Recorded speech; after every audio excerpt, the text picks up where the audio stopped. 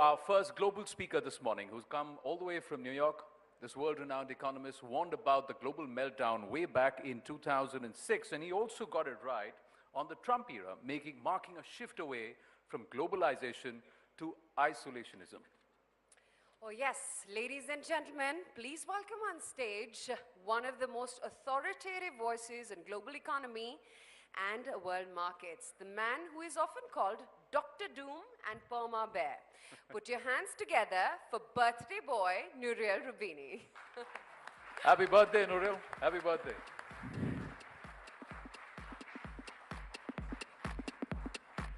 We'll sing to you later.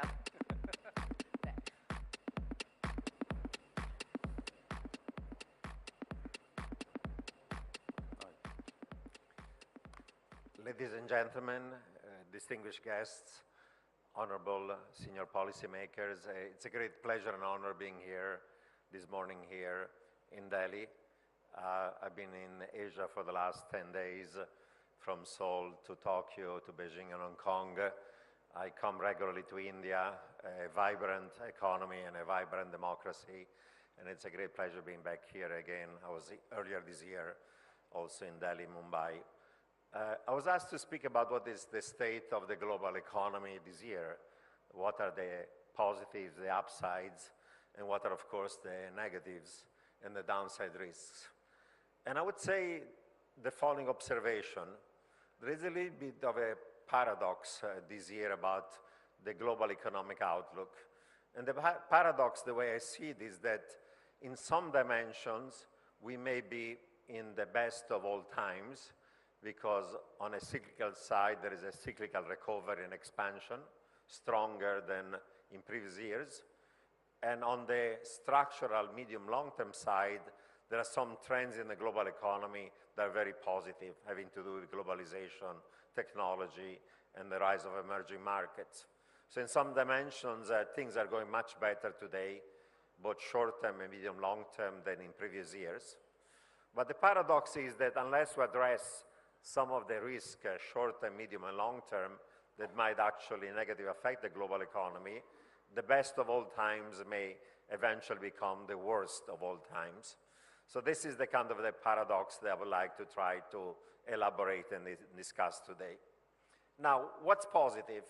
As I pointed out, there are two dimensions of the global economy where things are going in the right direction. One is more cyclical, the other is more structural, long-term. On the cyclical side, we are now in a period of a global expansion. And by global expansion, I mean a period of time where growth is not just positive, but is accelerating. And that's good news because since the global financial crisis, the global economy has been defined as being the new normal, the new mediocre, the new abnormal, in a secular stagnation because growth was in advanced economies anemic, subpar, below trend.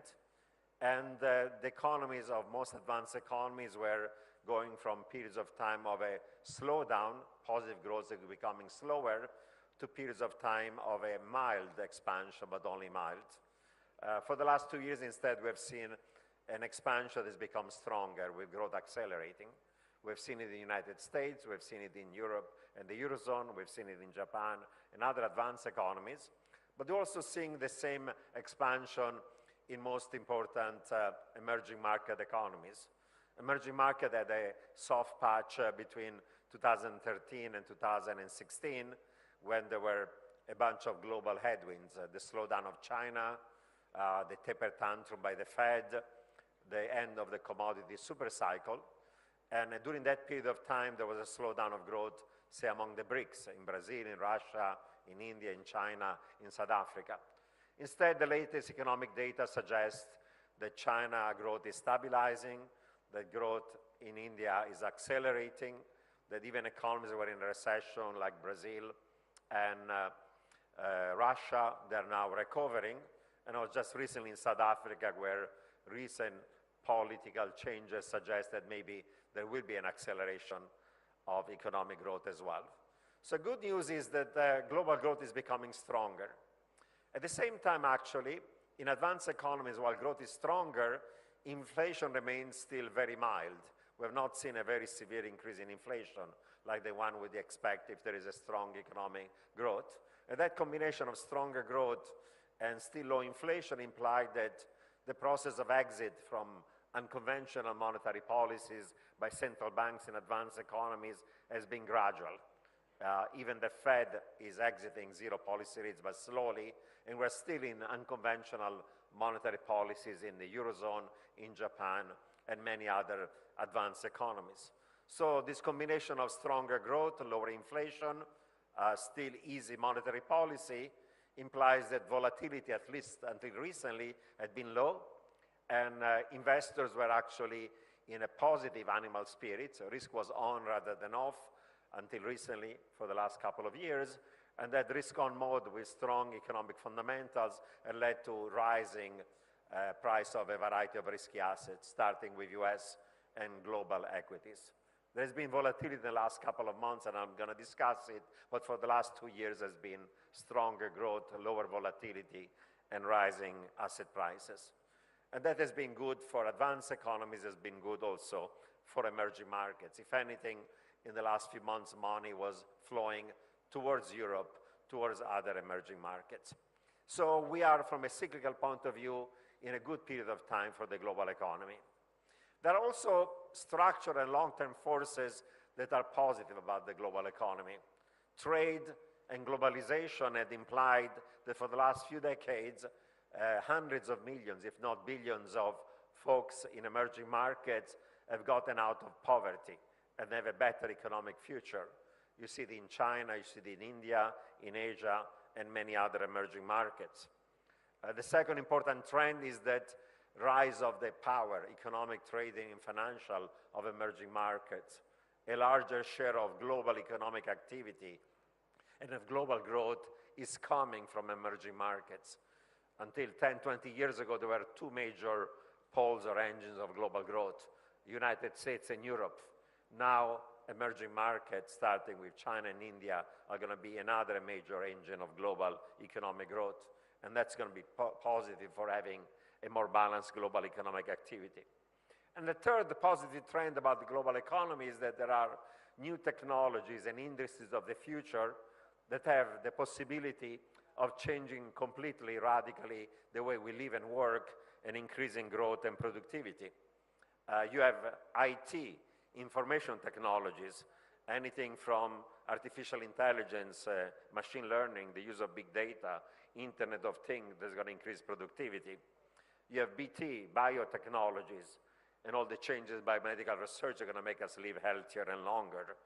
You have ET, energy technologies, cheaper and cleaner energy, and the possibility that the price of many energies are renewable is going to fall.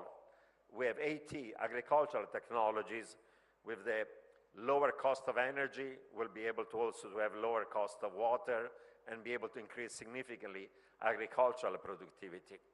We have TT, transportation technologies. In a few years, driverless cars and trucks are going to become standard, and electric vehicles are going to become standard, making transportation cleaner and more efficient. We have MT, manufacturing technologies like robotic automation. They're going to increase productivity. And we have FT, financial technology or fintech, and the revolution is occurring in payment system, asset management, insurance, and credit allocation. So in many ways, this has been the best of all times. And sometimes as we face short-term economic problems, we forget how the world for the last 50, 60 years has changed for the better. An economic historian, Yuval Harari, who wrote the book Sapiens, says we'll no longer have war among major powers. Today, more people die of suicide than from war and terrorism. We no longer have mass hunger and starvation in most of the world, and today more people die of obesity than die from hunger, famines, and starvation. And today we don't have any major plagues or infectious diseases that used to kill millions of people. Today more people die of old age than from plagues and infectious diseases. And this improvement of the lot of billions of people is certainly something positive. And thanks to the new technologies of the future, the improvement of the welfare of a lot of part of humanity is going to get better over time. So these are the positive, both cyclical and also structural long-term. However, let's think about the kind of things can go wrong and what are the things we have to address. We had 2 quiet years for financial markets. From the beginning of, or the middle of 2016 until recently, risk was on. You had positive animal spirits and asset prices in advanced economies and emerging markets were going higher and higher, US and global equities, and not just the US, also emerging markets. Your own stock market in India reached new highs with higher price-earning ratios. However, for the last 2 months, we've had a significant rise of volatility in a number of global financial markets. The volatility started in February, and now we have another bout of volatility in the last week, 10 days. In February, the market concerns were those of a potential rise of inflation in the United States. This inflation risking to lead to an economy that was overheating and forcing the Fed to tighten faster and sooner. And let's notice the following point. This is the first time in 10 years that markets are starting to worry about rising inflation rather than lowflation or deflation. We had many episodes of risk off, 10 of them between 2010 and 2016, but these 10 episodes were all associated with markets' worries about lowflation or deflation or recession. And 6 of these 10 episodes led to a global market correction where US and global equity fell more than 10%. This time around is the first time in a decade that we have to start to worry about maybe inflation rearing its ugly head and leading to severe economic consequences. So that's a concern that has to be discussed. This was in February. In the last 10 days, instead, the rise in volatility led to a market correction in US and global equity has been driven by other types of concerns. One concern is, of course, the one of a risk of a trade war between the United States and China. And the second one has been this recent correction in the valuation of tech stocks, given rising concerns about privacy issues and related issues having to do with the role of these technological giants in the global economy. Now, the risk of trade war is more of a canary in a coal mine because it's a signal of a much broader concern that is the rising populist backlash against globalization. For the last few years, we've seen in many advanced economies, also emerging markets, this backlash. There has been a rise in inequality. There has been a concern that globalization, trade, migration, supranational authorities are leading to winners, but also to losers. If you own capital, if you're a highly skilled worker in US, in Europe, and Japan, advanced economies, you win from globalization. But trade, migration, globalization, and even technology leads to some being left behind. Those who have low skills, those that are blue-collar workers with low skills, but increasingly technology implies that even white-collar jobs are being threatened. So there's a divide between the winners and the losers, between those who succeed and those that actually are left behind. And it's led actually not just a populist backlash against globalization, but also a threat to the global liberal economic order and a threat also to liberal democracy. We don't just have Trump in the United States or Brexit in UK, but you have extreme populist parties of the right and the left that are becoming more noisy in Europe, in places like Italy, like France, in Hungary and Poland. And this rise of strong men that are authoritarian, who are challenging liberal democracy is not just a phenomenon that is occurring in advanced economies. You have Putin in Russia, you have Erdogan in Turkey, you have Kaczynski in Poland, you have Orban in Hungary, you have Duterte in the Philippines, you have Maduro in Venezuela. You have a bunch of strong men who are against economic reform, that are economic nationalists and populists, and they are not in favor of liberal democracy. So that's a challenge and the risk to the global economy, something that we have to worry about.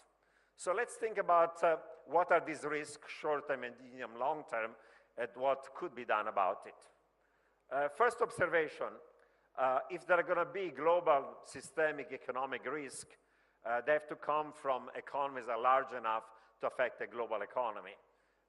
If an economy like Russia or Brazil gets in trouble, it might have an important consequences for that country, maybe also for a region like Latin America for Brazil, but it's not going to have a global systemic risk. To have a risk of a global economic stall or recession or financial crisis, trouble has to come from major and key economies in the world like United States, Europe and the Eurozone, or China. And if you think about the United States, on one side, there is strengthening of the economy, but as I pointed out, there's a concern that maybe the economy might have a significant rise in inflation. What is this concern coming from? It's coming from the fact that the US is close to full employment. Unemployment rate is around 4%. There's not much slack in labor markets, in goods market. And it's the first time that the US, without being in a recession or in a war, has done a massive fiscal stimulus in peacetime and in an economy that is in an expansion. 2% of GDP between tax cuts and increasing spending this year and next year.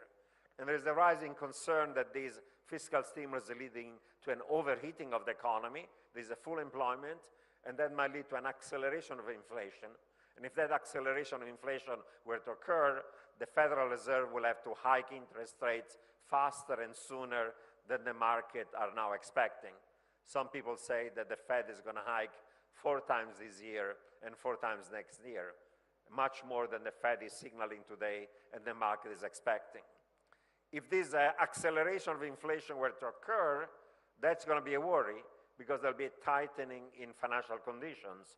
Short-term interest rates will be higher, long-term interest rates will be higher, credit spreads will be higher, the stock market is going to more than correct, the dollar is going to strengthen, or that tightening financial condition could lead to a stall of US economic growth and lead potentially even to something worse than that and affect negatively, of course, global economic growth. Now, one view is that we are at full employment and acceleration of inflation is going to occur, but there is the opposite view that says that this acceleration of inflation is not going to be occurring. Some people say that especially when you look at traded goods prices, they depend more on global factors. And these global factors imply that traded good inflation is going to remain relatively low and mild in the United States and advanced economies. You have phenomena like globalization, like trade, like migration, like the weak power of labor and unions, technological innovations that are reducing the price of many goods and services, and this Amazon effect where Amazon is putting traditional retailer under competitive pressure and limits their pricing power. So one extreme view says we're going to be on the verge of a significant acceleration of inflation. The other one says no, the forces of globalization are going to keep inflation lower than otherwise. The honest answer is we don't know which one of these two views is going to be correct. This year is going to be the key year where we'll see whether that strong acceleration of inflation in the US is going to occur or not. If it does occur, that's going to imply economic and financial stresses. If it doesn't occur because global forces are more important in driving inflation than domestic slack of the economy, then we're going to remain in a period of stronger economic growth and mild and contained inflation. Now, when we look at the United States, the risk coming from the US and the Trump administration have not just to do with the concerns about an excessive fiscal stimulus that's going to lead to an overheating, cause higher inflation, and force the Fed to hike sooner and more than otherwise. There are other concerns that are in investors' mind. One is the concern about protectionists. This president was elected on a platform of Buy American, High American, of America First and Make America Great Again. And this is a president that doesn't believe in multilateralism, believes in unilateral action by the United States, doesn't believe in the global economic order, is essentially skeptical of the IMF, of the World Bank, of the UN, of the WTO, and is skeptical of the global liberal economic and political system that was actually created by the US and its allies after World War II. So this is fraying of the multilateralism in the global economy. And protectionism in trade, but also protectionism in foreign direct investment is one of the signals. The other way in which the US is becoming inward-looking is in its policy towards migration. These migration restrictions may slow down potential growth because in an economy like the US, there's aging, letting less people in implies that potential growth is going to slow down. So both the trade policies, the migration policies, and the fiscal policy of the administration might slow down potential growth. And of course, there is a wide range of geopolitical risk. And the president, if he feels weaker domestically, might try to find a foreign adventure or a foreign real or perceived threat as a way of distracting attention from domestic political weakness. You could have a confrontation with North Korea, with Iran, an escalation of trade wars with China, and as I said, dismantling the liberal economic order. So that's one thing that you have to keep in mind.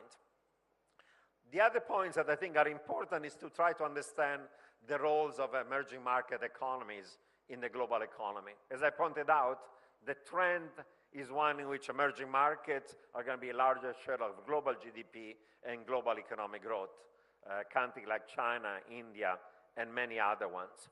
If you look for the last 15 years or so, emerging markets have gone through various cycles. The period between 2003 and 2013 was a golden era for emerging markets because you had a number of global tailwinds that were supporting emerging markets. You had China growing almost 10%. You had a commodity super cycle that was helping those emerging markets that are commodity exporters.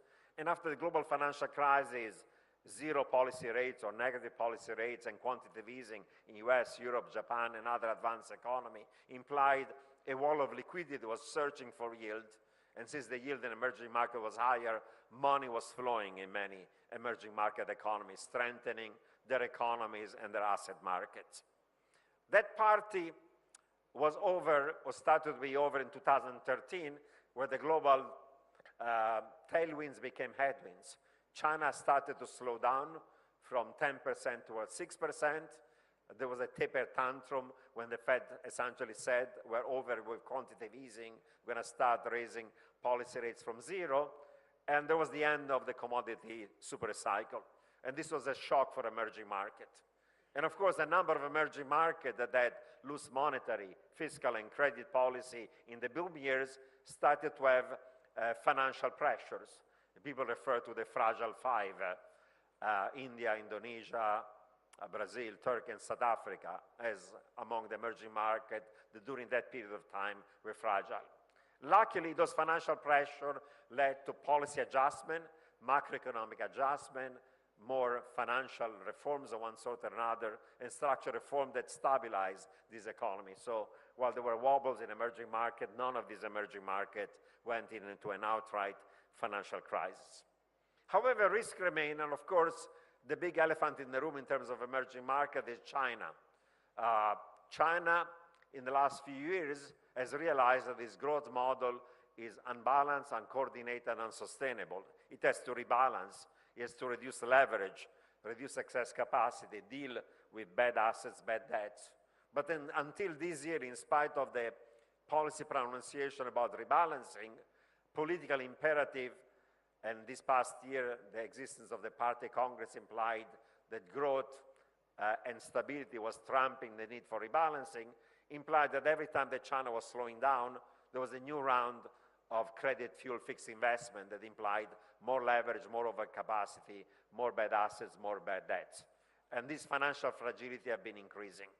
Now that the party Congress is over, now that President Xi Jinping has changed the constitution and is going to be able to stay in power more than 10 years, China has a chance to do what's right and reduce its financial imbalances as a way of avoiding a financial crisis and a hard landing. If China does it, then it can stabilize this economy, but we don't know yet, and I was just, until a few days ago in Beijing, whether they'll be more aggressive in now front-loading the kind of economic reform that reduces this kind of a financial risk. My observation about India is that India has a bright long-term economic future, but as maybe I'll be able to discuss with Subramanian during our fireside in a moment, India has to do more economic reform and more macro stabilization to be able to increase its potential growth well above 7% to 8, 9. And a country like India that has to absorb a young population into the labor force has to grow faster than 7% to achieve its own goal. I'll make some final observation about some of the long-term potential risk. As I pointed out, demography matters, and biotech is going to imply we can all live longer and healthier.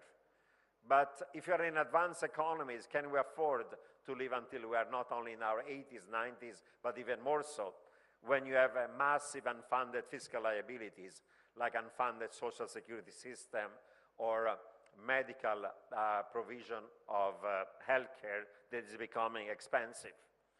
In emerging markets, it's great that there is strong population growth and you have the demographic dividend, but as the Middle East suggests, unless your workers have the skills, the education, they get training, and they have the economic opportunity, eventually young folks who are restless, who don't have a lot of job opportunity, cause social instability and political instability. And we saw it with the Arab Spring. So it's great to have a demographic dividend, but then you have to put it at work.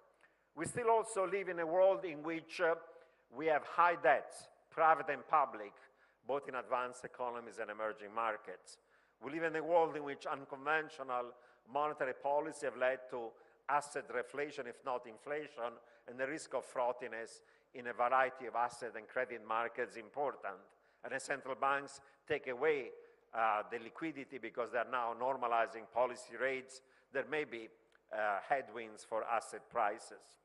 We live also in a world in which, as I pointed out, there's a nexus between the rise in inequality, the populist backlash against globalization, the rise of protectionism, and the fact that even more than trade and migration, technological innovation is going to disrupt jobs, incomes, industries significantly. And we also live finally in a world in which there is a number of geopolitical risks that are looming over the horizon, and we live in a world in which there is more economic and financial interdependence, and therefore we need global solution to global economic and financial problems, but policies are becoming more national, if not more nationalistic. The G7 became the G20, but the world in some dimension looks like a G0 world, where no power can impose its will on the world because we have rising global powers, whether it's US, Europe, India, China, and others, but we don't have global public goods, and there is no global governance the way it's needed for the global economy. So we live in a world that is more interdependent, where either we swim together or we sink together. We need global governance, but the institution of those global governance are being challenged by the backlash against globalization, nationalism, and protectionism. And that's a risk that is one that we have to consider, address, and try to counter. Thank you very much.